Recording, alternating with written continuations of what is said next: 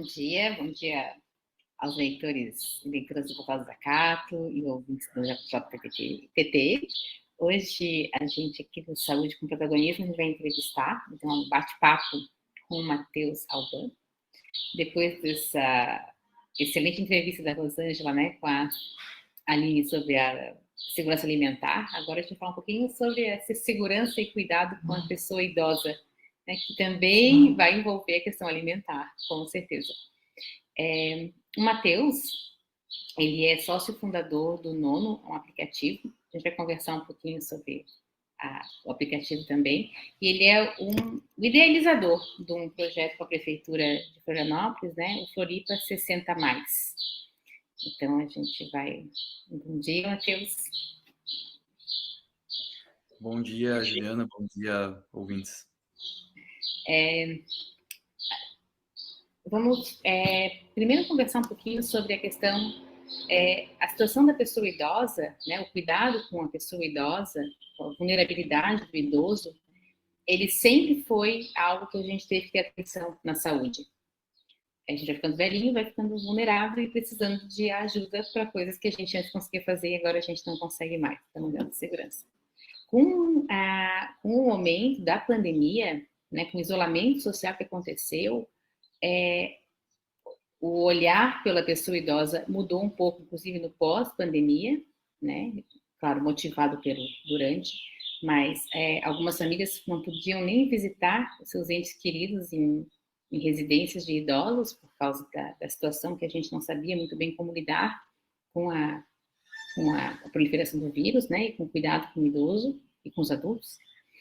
E a questão do cuidado a domicílio, porque muitas pessoas também, o processo de envelhecimento e de vulnerabilidade durante o envelhecimento, ele aumentou um pouco com esse isolamento social.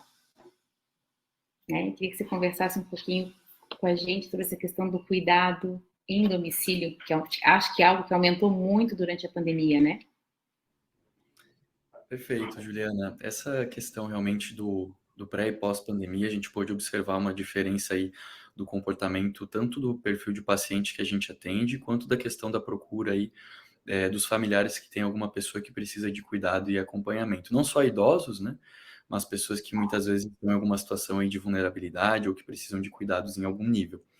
Então, o que a gente pode comentar, digamos aqui, da nossa vivência do Nono, né, enquanto uma plataforma aí que conecta famílias com cuidadores selecionados, nós completamos 3 anos de atuação aqui na região da Grande Florianópolis e podemos trabalhar aqui com mais de 350 famílias. E hoje a empresa também já opera aqui na região sul, então nas principais capitais, região de Grande Porto Alegre e Curitiba. Isso, claro, nos trouxe uma perspectiva de que existem perfis de pacientes e níveis de cuidado também. Mas algo que foi bastante, digamos, presente nessa situação de pré e pós-pandemia foi realmente a questão do isolamento social. Então, a gente inicialmente, claro, os idosos foram de fato os mais afetados inicialmente, eram onde a maior incidência de casos de Covid estava presente, infelizmente a maior taxa aí de falecimento, internação de pessoas ocorreu também nessa faixa etária. Então, a gente percebeu de que os idosos que estavam, digamos, livres dessa situação do Covid, em isolamento mais brusco, passavam por outras situações, inclusive sentimento muito forte aí de solidão. Então, algo que a gente viu bastante presente da preocupação aí dos familiares era essa questão aí da solidão do paciente. Então, a gente inicialmente procurou apoiar no sentido de fornecer, por exemplo, em campanhas, aí até em parceria com o município mesmo, de arrecadação e distribuição de alimentos para essas pessoas, então que não podiam às vezes sair para fazer compras de medicamento ou de alimentos para casa. A gente procurou apoiar nesse sentido inicialmente. E agora, já com essa questão da melhoria e desse cenário da vacinação acontecendo e da baixa e redução bastante forte dos casos, a gente tem agora bastante presente o acompanhamento dessas pessoas que infelizmente vieram desenvolver algum tipo de ou sequela pós-Covid, ou de, por exemplo, situação de isolamento que pode acarretar em uma situação no quadro de depressão, por exemplo. Então, a gente tem cuidados para acompanhamento desse pessoal de maneira mais próxima, realmente, com nossas categorias aí de profissionais. Então, numa perspectiva geral, Juliano, eu comentaria bastante sobre essa questão da palavrinha aí da solidão e das consequências pós-Covid, aí, tanto para quem desenvolveu a doença e teve algum tipo de sequela, quanto das pessoas que passaram pela situação de isolamento social e que hoje ainda estão se recuperando aí desse ocorrido. Ótimo. Acho que antes da gente abordar esses dois tópicos que você colocou, que são bem importantes, dá só uma pincelada, porque às vezes as pessoas não têm noção o que é a diferença no cuidado, né? Quando as pessoas imaginam, às vezes, o cuidado de uma pessoa idosa, imagina uma pessoa acamada, né? Ou que, não, de repente, nem interage mais com, né? Então, tem vários níveis de cuidado, né? E o da solidão, ele acontece em todos eles, mas a gente acaba percebendo mais, talvez, em alguém que tem um grau de autonomia, que é um semidependente. Explica pra gente, antes de abordar a questão do isolamento, esses níveis de cuidado. Porque vocês, com o aplicativo, essa conexão de vocês foi muito bonito, porque conseguiu mapear esses vários níveis de cuidado que a gente precisa, né? Explica pra gente. Perfeito. Legal, eu sei que o nosso tempo é um pouco breve hoje, então vou tentar comentar um pouquinho mais, não tanto do histórico da empresa, mas a gente já teve a Isso. oportunidade de conversar outras vezes, né, Juliana? Você sabe que surgiu porque nós passamos pela necessidade de cuidados na família, tivemos lares de idosos, mas entrando nessa questão aí de níveis de cuidado, hoje estima-se que 27,5% dos idosos precisam de cuidado e acompanhamento em algum nível, tá? Isso são dados aí de Cielo e IBGE, então de algumas bases aí um pouco mais confiáveis, mas que mostram que desde o nível de acompanhamento, apenas, por exemplo, para consultas, para passeios, idas ao supermercado, etc., até níveis mais complexos, onde a gente tem pacientes até em cuidados paliativos, por exemplo, que são aqueles onde a gente, infelizmente, não tem uma perspectiva de melhora, apenas de acompanhamento, manutenção da saúde no estado em que ele se encontra. Então, para esses níveis de cuidado, a gente tem devidas atenções que podem ser dadas para esses pacientes. No sentido de cuidado e acompanhamento, a gente tem, por exemplo, a categoria de acompanhante, que é a pessoa que não necessariamente tem uma formação como um cuidador profissional, por exemplo, mas que pode dar assistência justamente nesses momentos de lazer, de descontração. É para aquele idoso ou paciente que não tem necessariamente, por exemplo, uma comorbidade, uma doença mais agravada, mas que precisa de algum apoio, às vezes pode se desequilibrar, ou precisa de alguém para estar conversando realmente. Tem pessoas que contratam, por exemplo, os nossos serviços para jogar carta, dominó. Então, para esse tipo de serviço, então existe a figura do acompanhante. Subindo um pouquinho o grau de complexidade, aí sim a gente tem o cuidador profissional, a pessoa que tem de fato um curso de cuidador, e aí existem, claro, diversas formações nesse sentido, mas tem a reconhecida pelo MEC, obrigatória, de 160 horas, se eu não estou enganado, com uma carga horária, estágio, tudo certinho, diploma reconhecido nacionalmente. E para níveis um pouco mais, talvez, detalhados de exigência técnica, a gente tem daí os técnicos de enfermagem e enfermeiros, que podem atuar, digamos, como cuidadores autônomos, tá? Então, eles atuam, de fato, como cuidadores na plataforma, mas para níveis um pouco, talvez, mais especializados aí de cuidado. Excelente, obrigada. Acho que legal ver a questão do jogar cartas, né? Que é um isolamento social que aconteceu pela pandemia e acontecia naturalmente pelo envelhecimento, né? Claro. Ao envelhecer, as pessoas acabam querendo ficar um pouquinho mais, ao mesmo tempo que elas querem contato com os outros, mas a questão do equilíbrio, a questão da mobilidade, faz com que ela pense, melhor eu não incomodar ninguém e ficar quietinho no meu canto, apesar de eu querer encontrar os outros, né? Acho que isso foi muito bonito e muito visível no evento que vocês promoveram, né? Que a gente participou com vocês lá no Floripa 60 Mais. Então, só para esse gancho aí e te deixar a palavra para passar a mensagem em relação ao isolamento, que você tinha abordado ali. Perfeito. Antes, uma breve pincelada aí sobre a questão do evento.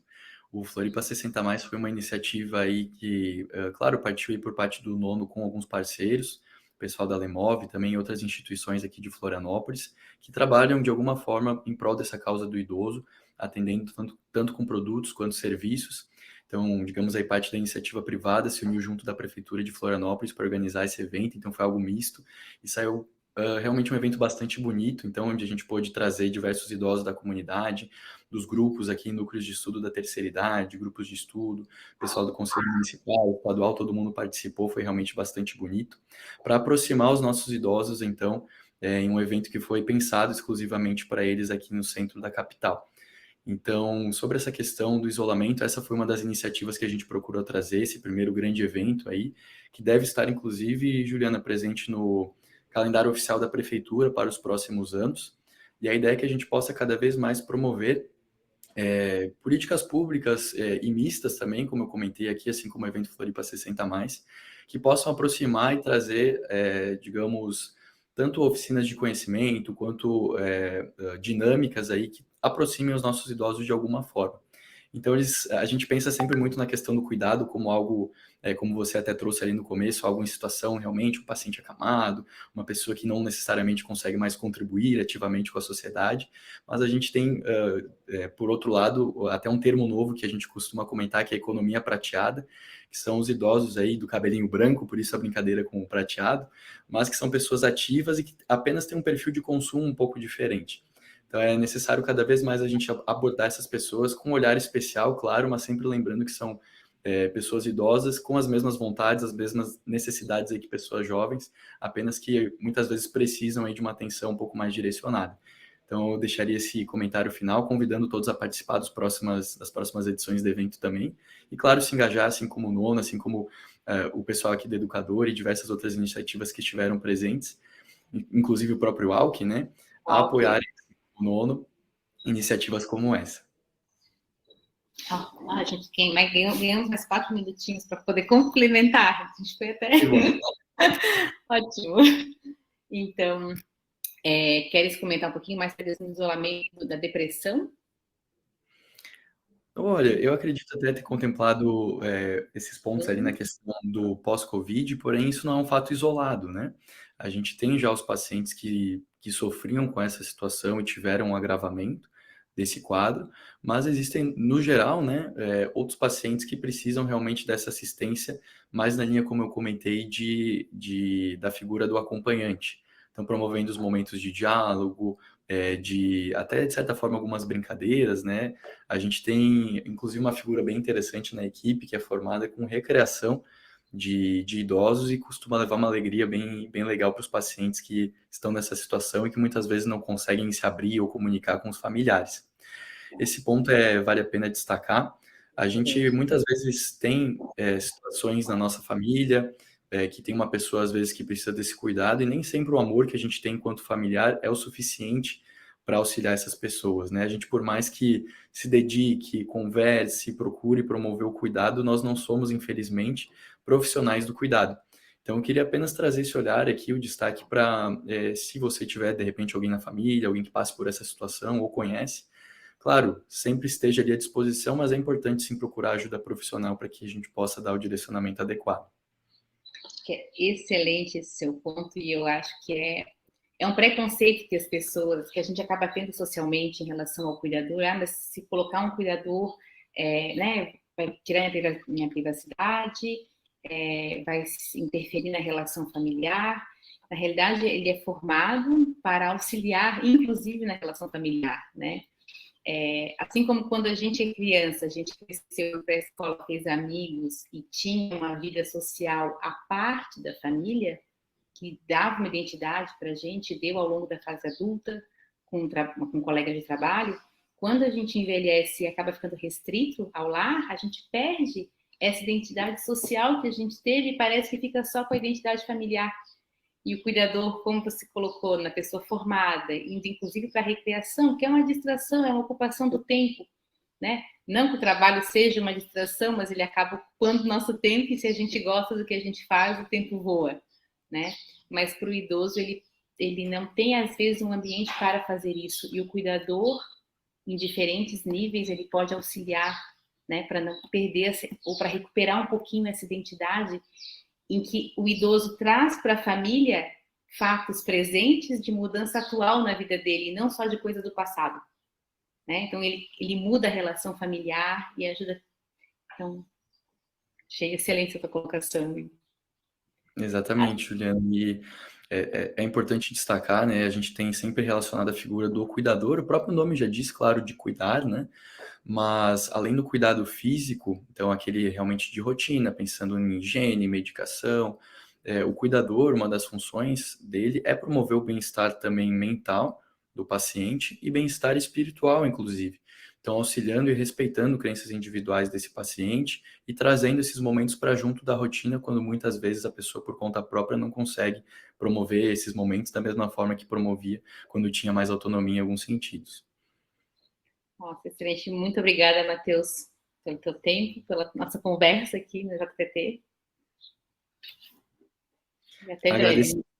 Agradeço aí pela oportunidade, pelo convite. Fico à disposição para quem quiser conhecer um pouquinho mais do evento Floripa 60 Mais, ele já está no YouTube, da plataforma Nono também, tem as nossas redes sociais, canais, é Nono App. Fiquem à vontade para entrar em contato com a gente, estamos à disposição. Até breve. Obrigada. Parabéns aí pelo trabalho. Tchau, tchau. Tchau.